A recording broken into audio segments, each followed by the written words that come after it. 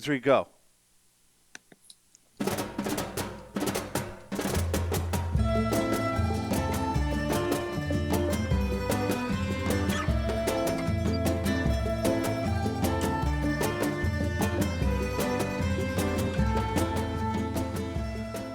Welcome back to the Stogie Geeks show. We just had two really good segments. We're going to head into our Stogies of the week, and this segment is sponsored by Debonair Cigars. Phil Zengi was actually just up in the Rhode Island area, and he's making his way through New England this week. And I know he was at Mr. J's for I know the launch of the official kickoff of the J Grotto anniversary, which he is partnering with Paul Joyle to make. But if you want to find out more about Debonair Cigars, visit stogiegeeks.com/debonair for a list of retailers. So, we kind of jumped right into this the interviews, Mark, because of time. But you actually are you have a spirit with you, and we didn't get a chance to talk about it. So why don't we talk about the spirit right now? I have a spirit about me, but I also have one with me here. That was really corny, but I had to say it. Today, I am drinking the Redbreast 12-year Irish whiskey. It's one of my favorites in terms of Irish whiskey. So, one thing I'd like to touch on quickly before I move on is there's a lot of different types of whiskey. It should come as no surprise to anyone here, but Irish whiskey and Scotch whiskey are actually very similar, not just geographically, but they're both made of barley, right? Which is a major likeness of the two of them. They both have to be aged 3 years, and so those are two very major components. Oh, they also will operate either as single malts or as blends. But more interestingly, at least to me, is the differences, right?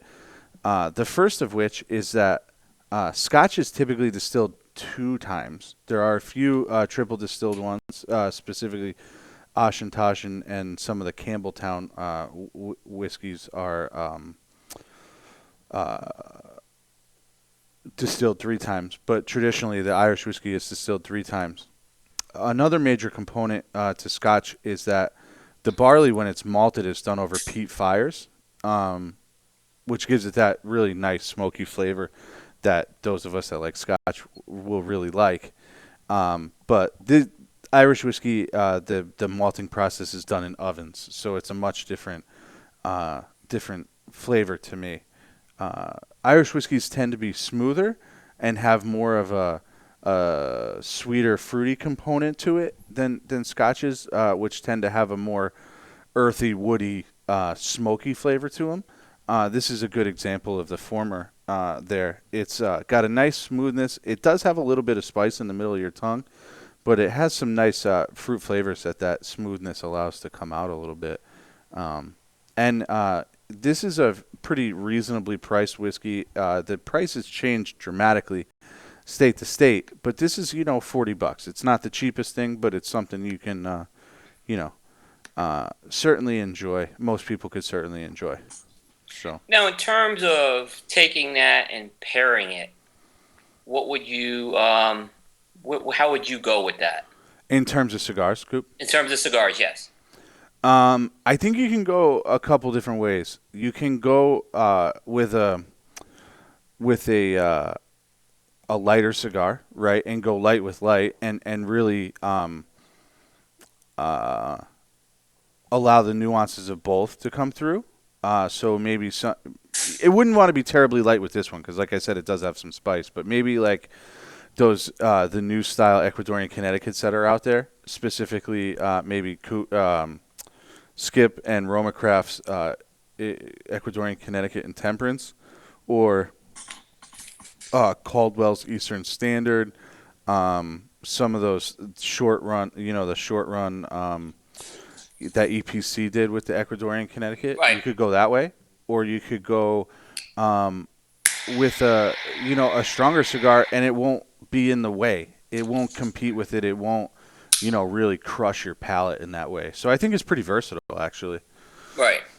But you wouldn't go with like a one of those traditional mild, ultimate like super mild Connecticut's. There are some Irish whiskeys that I would go that way. Specifically, the Jameson 12 year.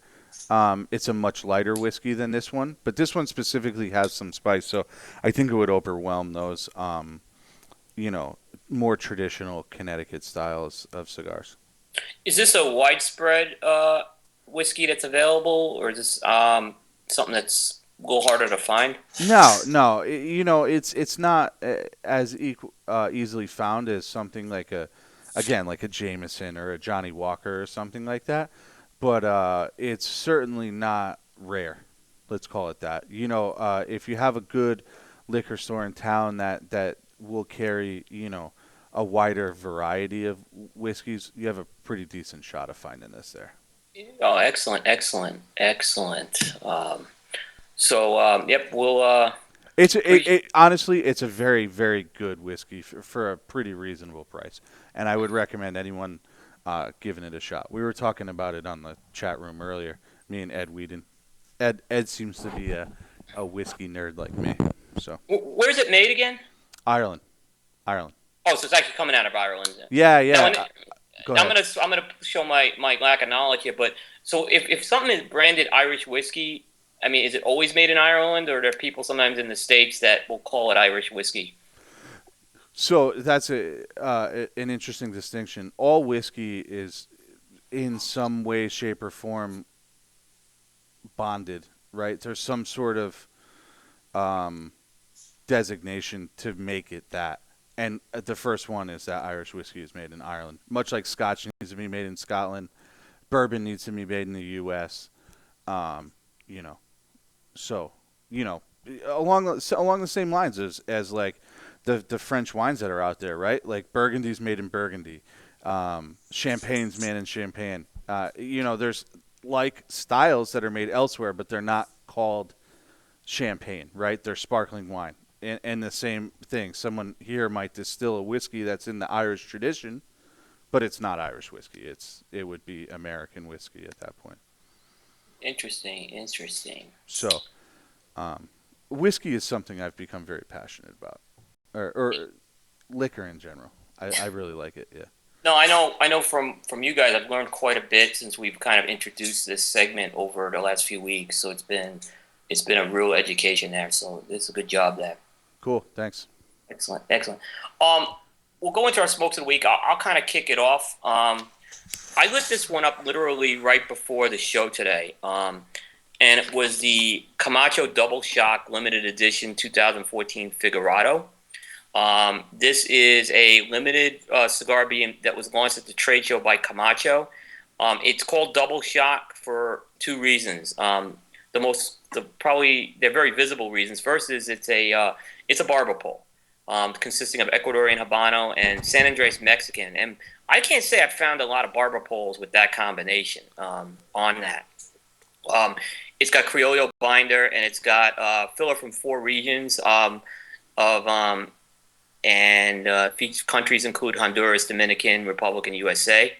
I smoked a 6 by 42 by 54 Figurado, which is not usually my go-to size, but I did want to. It was the only one they had, and it was the one I wanted to smoke. The other reason why it's called Double Shock is they're selling this in pairs for the most part. So the cigars are actually packaged two. Retailers, for the most part, have the choice if they want to split them or not. What I've seen, at least out there, is no one splitting them. So they're selling for about $25 a pair, which is about $12.50 a cigar. Mark, have you smoked this yet? I have not. Interestingly enough, Mr. J's Havana Smoke Shop decided to split theirs, Oh, good for and them. they're selling them for about 11 and a half. Yeah, in fact, I went and split Take it it as with Dave. my friend Tom over at Union Cigars, where I smoke, and just because I didn't really want the Figurado, so but I was impressed with this cigar, even though it had San Andreas in it. It had notes of coffee, pepper. It had a little bit of a grassy note in there. It had some citrus, and early on, the citrus had a little bit of astringency to it. But it did kind of it wore off, and I think the age may just take care of that astringency. It wasn't a big deal. I know we were talking last week about that, how it could kill a cigar, but it wore off quick enough where it wasn't too much of a problem. Um, in terms of the Camacho profile, it's not a powerhouse, but it's still got medium to full strengths, and the body's about medium to full. Um, it's a little pricey since a lot of retailers are selling them in twos, and I think supply and demand is going to dictate, in terms of, and as well as personal retailer choice if they're going to split them or not. I enjoyed it. I want to smoke it in some of the other sizes. I know they have a Toro and a Churchill. I want to try. I put it as a fiver, kind of saying, it's worth two or three of those 2 packs. So I averaged it to a fiver there. There you go. There you go. Yep.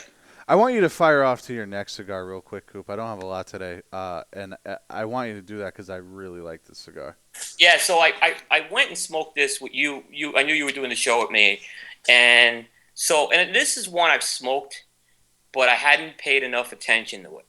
And I know it's the Davidoff Nicaragua Short Corona. And I know, Mark, you have absolutely sang the praises of this cigar. I love it. I think it's great. And I I think haven't it's smoked great. it in a while. Okay. And I had one, and I figured, what an opportunity to fire it off. So I fired that one off actually before the Camacho.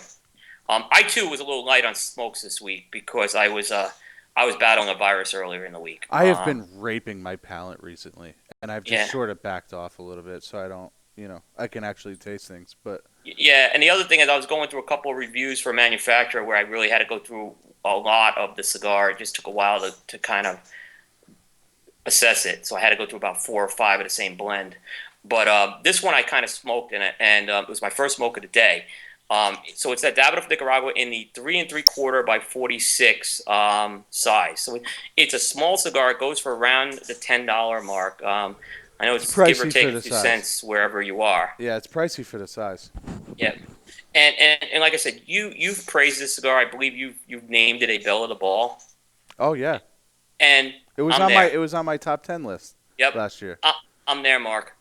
Um, this little cigar, I've not been head over heels over the Davidoff Nicaragua line. I liked it. I love this cigar, and really smoking it and focusing on it as my first cigar of the day. Wonderful. Notes of coffee, cedar. It had that Henke Kellner black pepper note in there. I got a little bit of a caramel sweetness, which I didn't get. It just kind of was a smoother sweetness, is the best way to put it. But it was almost like a caramel I got off of it. Where a lot of the other ones, I got more of a nut flavor on those bigger sizes. Um, real impressive. I have to say, if it's for a cigar under 4 inches, I'd put this right up there among the best. There's not a lot of cigars under 4 inches that I've gone, and I realize how good this cigar is right now. Um, it's a little pricier, but it's one of the best short smokes that you can have, and I kind of looked at it as it's a great cigar if you want to have a short smoke and then enjoy something else later on, and you don't have to dip into if you want to dip into your humidor and have two things that night, it's not going to take as much time. I have it as a box-worthy cigar, and belle of the ball. Absolutely, 100%. I love this cigar for many reasons, but one of them is that I think it's a really good mixture of like a spicy pepper flavor without a lot of strength, right? And I think that plays into the fact that it's something you could smoke first before you have something else, right? Like you had mentioned. Um, that black pepper is just a flavor, really, and it's not something that's going to overwhelm your palate. Two, I was completely blown away by the construction and the smoothness of this wrapper for something coming from Nicaragua. Um, and it's awesome. And the other thing, and lastly, before I get too wordy on this one, um, I am always really excited to find short smokes that are really good. Um, and this sort of hits the mark, right? It's probably what a 40-minute smoke, Coop. Yeah, Would you that's say? about what it took. It's not going to burn very fast either, unless you're going to just inhale the thing. No, it's like 40 minutes, I would say. And that's really sort of the sweet spot coming into the New England winter that I'm about to enter. So these are going to become a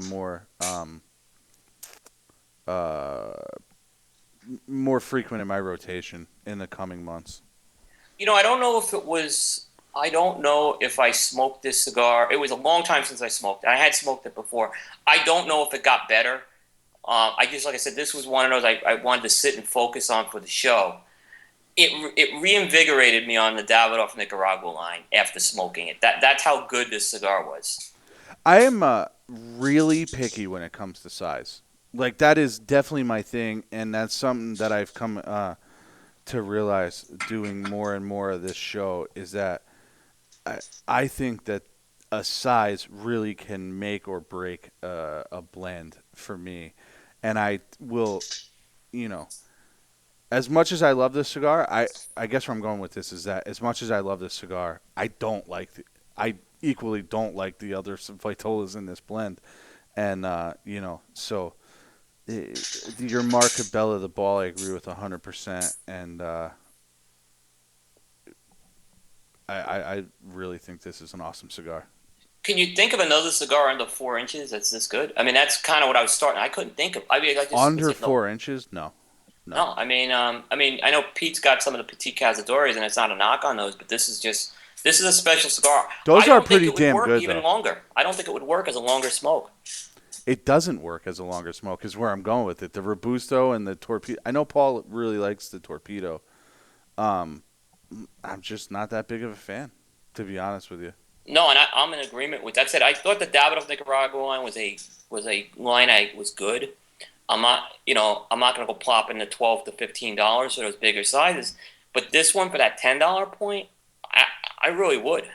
Yeah, me too. 100%. I rated it box worthy despite the fact that it's almost $11. When I smoked it the first time, I think it's a really kick-ass smoke. Yeah, but again, it comes in boxes of 14, so it's a 140, which I'm not saying is trivial, but you could walk away to box for under $150 and have a really good smoke. That's a niche smoke for a good time of the day. Yeah, I agree. Yep. Um, Speaking of size specific, right? I'm going to talk about a cigar, and maybe you could fill in the listeners a little bit on the specifics. I just lit it up. It's my second smoke of the show. I smoked the Fratello Corona. We had talked when we had Omar on the show. We smoked the Toro. I loved it, and you had mentioned that this Corona was really good. Um, Havana Cigar Club next door got their first shipment of Fratello cigars since opening the account, and I took advantage of grabbing a Corona. And this thing is awesome, Coop. It's really good. Yeah, and I know we were talking a little last week when we did the show with Omar. We were only able to get the Toros that night, which is a fine cigar. But again, if you when you and I knew that night if we had had the Coronas, and they were a little hard. They actually were selling very well at the shop. I was at. I couldn't even get them, but it's a unique blend on that cigar. It's got that Nicaraguan Habano wrapper, that Sumatra binder, that Stogie Santa. I know really thought it was a differentiator, and a mix of Nicaraguan and Peruvian tobacco. It's just really good. I think that's again we talk bell of the ball. That's the bell of the ball. Well, I haven't smoked all of them, right? I've only smoked the Toro in this now. I will be smoking all of them now that they'll be coming in. But so far, it's this is a better size than the Toro. I said it on the show that day, and I stand by it. I enjoyed that Toro. Yeah, I mean I'd have the Toro probably as a fiver, and then the Corona I'd probably have maybe a box split to a box worthy. This is my first one, so it's hard to give it a rating, but I definitely could see where that's coming from for sure. Yep. Any other flavors you're getting off of it right now? I think it has this awesome like toasty wood flavor to it that really comes out right away in that cigar and hangs on, and it's just a really enjoyable flavor for me. So Yeah, I know. I know when we smoked it on the show, and I don't know if you were on the show that night, but Stogie Santa was, and he put this in my head, so I can't take credit for it. He said that he didn't know the blend, and he right away said Sumatra's in this. He didn't know if it was a Sumatra wrapper, and then when it was the binder, it kind of clicked, and he's right. You really get that Sumatra, sweetness, I think, from it. yeah, definitely. Yep. Yeah. I'm into it. Excellent, excellent. Um, I smoked, and this is becoming kind of like if I'm looking at a brand I discovered this year. Regis Cigars is, and I haven't gotten these up to you guys yet, and I have some. Regis Cigars is becoming slowly my brand of the year right now. I've really been discovering these cigars, and I smoked something called the Regis of London Claro Especial Exclusivo USA in a Fat Perfecto. I smoked the same cigar last week in a Press Perfecto, so it was more of a box Press Perfecto. This one's a little bit more. It's fatter. Looks almost like a pig, like a feral flying pig. It's almost like a feral flying pig. It's a little thinner. It's got a, I don't want to say it's Solomon like because it really isn't, but I guess it kind of reminds me a little of a Solomon. It's a Nicaraguan puro, and what they did with this cigar is they were looking to get more flavors from the binder and the filler, and a little less emphasis on the wrapper there. Um, and I kind of commented on this one last week. But I thought this cigar, had a lot of the same characteristics. It had a cream, a berry taste, some wood and pepper spice. I felt that the Fat Perfecto, as opposed to the Press Perfecto, was a little more dialed back in terms of strength and body, which I'd kind of expect from a cigar, where it's bigger and you're getting less influence from the wrapper. It's kind of like a medium for the most part. It goes towards medium to full at the very end. Um, I gave a nod to the Pressed Perfecto, in terms of the Fat Perfecto, but very good for a bigger ring gauge Perfecto. The construction was outstanding. No knock on the Feral Flying Pig. I mean, it burned even better than that Feral Flying Pig, which is one of my favorites. Um, but it's still a box worthy cigar. I would get a box of these just because it complements the Press Perfecto real nice. Definitely a cigar I want to get up to you guys. I have some that I'll be getting up to you guys over the next few weeks. That's not a Um, brand I've ever seen around here ever. okay, and Regis you haven't seen, and on top of that, this cigar just launched tonight in Chicago, so they just are rolling this blend out right now. So it will be coming out. It's Exclusivo USA is a couple of they're a company based out of the UK, and they're trying to build their American market, and they make their cigars out of Plasencia, and Casada distributes them, and they've done a couple of Exclusivo USA blends for the U.S. market only. So that's kind of a way they're promoting it right now. Sounds good. And I'm going to talk about another one next week, which is even their Maduro, which I'll talk about next week hopefully, and that's an unbelievable cigar. Cool. Why don't you go on to your next one, and then I'll do one. All right, my next one is going back to my favorite rapper, San Andreas. Um, I managed to get my hands on a pre-release of Rocky Patel's Prohibition, um, and this was one of his cigars that he launched at IPCPR, and it's unique because from a packaging standpoint, Rocky's actually packaging these in some bootleg jars. And the jars, I think we have them somewhere in the Stogie feed from some of the IPCR photos. But they're nice. They're really beautiful packaging. They did one size in a 6.5 by 52 Toro, but they did two blends in the Prohibition line. So they did a Connecticut broadleaf and a San Andreas. I had a retailer got a few samples, and he said, "I'm going to give you one." And he says, "I know you like San Andreas," so he gave it to me. And I guess you're going to call me out on this again. I was surprised by this cigar. It's San Andreas wrapper with Nicaraguan binder and filler, and I don't think Rocky Patel has done a major release with San Andreas. And if anyone in the chat room knows, can correct me if I'm wrong. They may be able, but he may have done some shop exclusives with San Andreas, but I don't think Rocky's really gone down this route before. Great cigar. It's one of those where the San Andreas wrapper is not overpowering the cigar. It's got sweet, earthy notes, some coffee. There's a nice pepper on the finish, and you kind of mentioned it earlier with the Davidoff. It's not one of those peppers. The pepper's there. It's not going to assault you on that.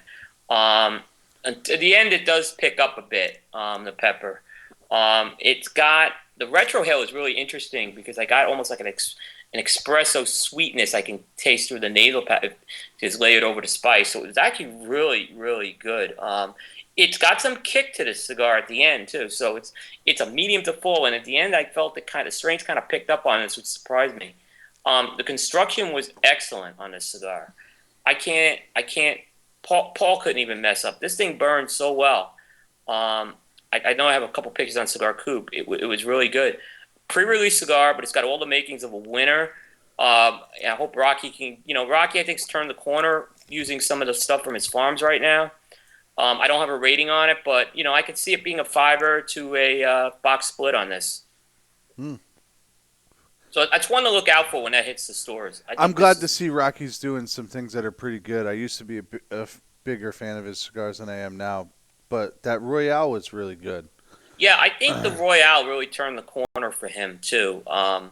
In terms of he delivered a really good Sumatra blend, and it stayed pretty consistent. I've just smoked them a few times, and so far I'm really impressed with the consistency. So hopefully he can keep that up. Yeah, I agree.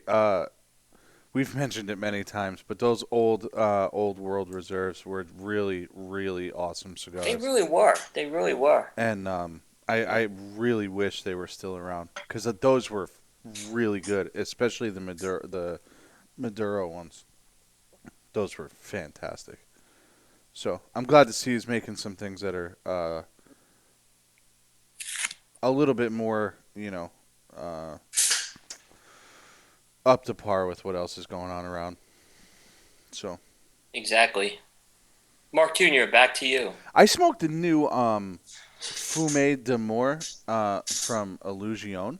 I've Uh, heard some really good things about this cigar, so I'm curious to hear your thoughts. I, I smoked two sizes. I smoked the Petit Corona, right? And I smoked the Robusto. I thought they were very different smokes. I enjoyed personally the Petit Corona a little bit better. I thought it was a little bit more concentrated in terms of that wrapper flavor, and I'm trying to find the specs on it. Do you know it off the top of your head, Coop? It's a puro.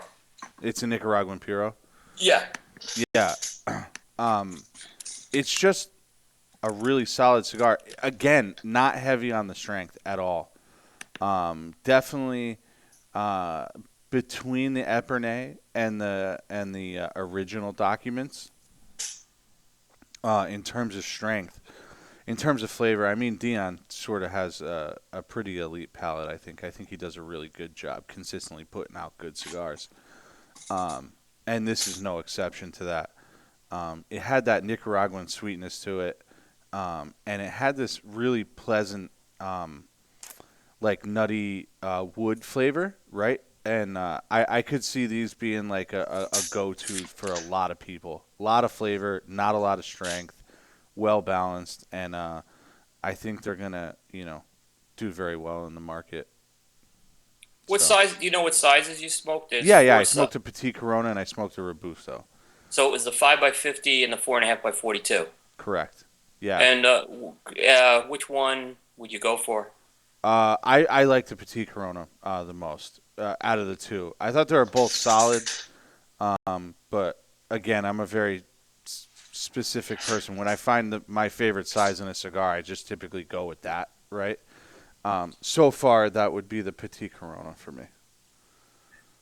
Dion, the last 12 months, um, and I'll start off when the Singularity The 2013, Rose Croix or whatever the it was Rose called. Croix. He's released I have not had the Gigantes yet, but I've heard very good things from people I trust on it. Very solid.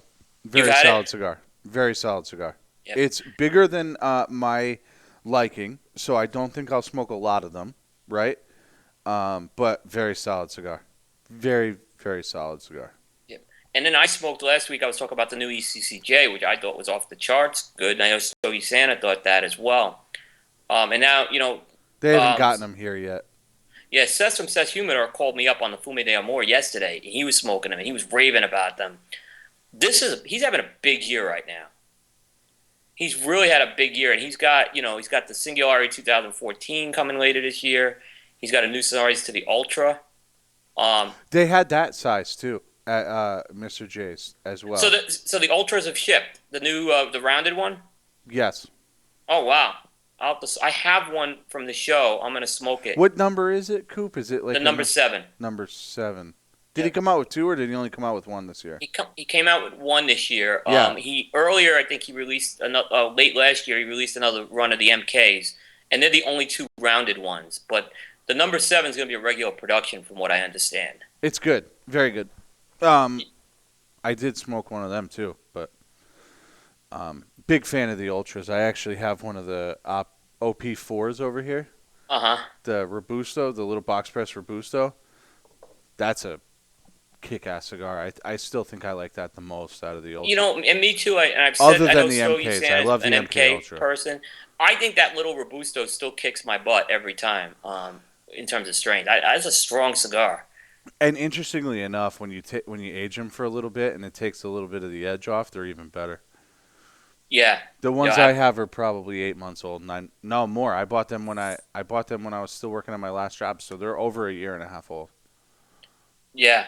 No, that's So a. So I think it's been a big. I think it's been a really big year for Dion this year. And I'm kind of and I found out that the other thing that I got my hands on one. Dion released an event only cigar as well.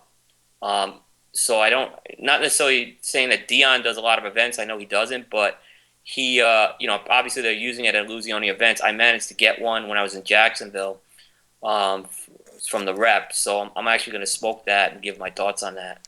I'd love to chew on his ear for a little bit. He seems like a very interesting guy, and he makes really awesome smokes. So I never really sat down with Dion. I've met him. We've talked online a couple of times.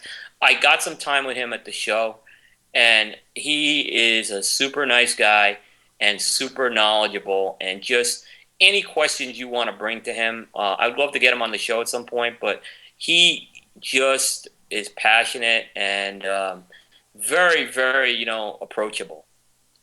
So I really I was very appreciative. He gave me a lot of time at the show, and I really appreciate that. The trade show, that is. yeah, so Yep. I got that's one it for more. me. You That's it for me. okay? Um, Went ahead and I smoked the Viaje Satori 2014 Arya. My goodness, Arya. Arya. It's a new size of the Satori that was released this year in a 4.5 by 48. I love the Satori line, and Andre will always remember this about me. The 2010, which was the Oscuro as opposed to the Maduro, was always my favorite of the Satoris. I don't think anything's going to come close to that. This was a smaller. Some of the other ones that he's released after that, depending on the year, have been better than others. This one's a new size that he's introduced. It's 4.5 by 48, so it's kind of like a Rothschild type of size. And I found that with this cigar, it had a little bit more of a gritty feel to it. Maybe because the wrapper is playing more of a role. It's a San Andreas wrapper. I'm not saying it was. One thing I always liked about the Satori, in my book, it had this blackberry sweetness. This one kind of was dialed back more in the sweetness and more in that gritty, earthy note that was coming out on this. Still a good cigar. Produced a pretty dark ash on it as well, but it burned okay. Construction was good. Not my favorite Satori, but I think it's still a good addition. I think it's got a place for people who like the Satoris, and I had it as a fiver. It has a really dark wrapper for a San Andreas. I commented on that when I actually put it on Coop. It is the darkest wrapper I've seen on the Satori since that Oscuro, which was like jet black. Right. I remember those But yeah, first ones. this They one, were really when good. you look at the picture, and it's not just the light on my lens on my flash here. That's a dark wrapper. It just came out real dark. It was reminiscent of those old Satoris, but it does taste like the newer Satoris. Got it. Excellent. So I think that's all we have Why don't you fire for off your contest? this week. I'm just going to kind of throw the contest out there for the 5-pack of the El Rey de los Habanos. And this contest expires at midnight Eastern time.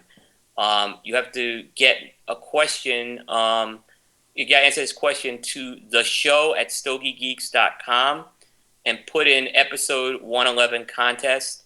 And you had to listen to the show. What was the name of the store that Skip Martin said he's doing a new cigar blend for?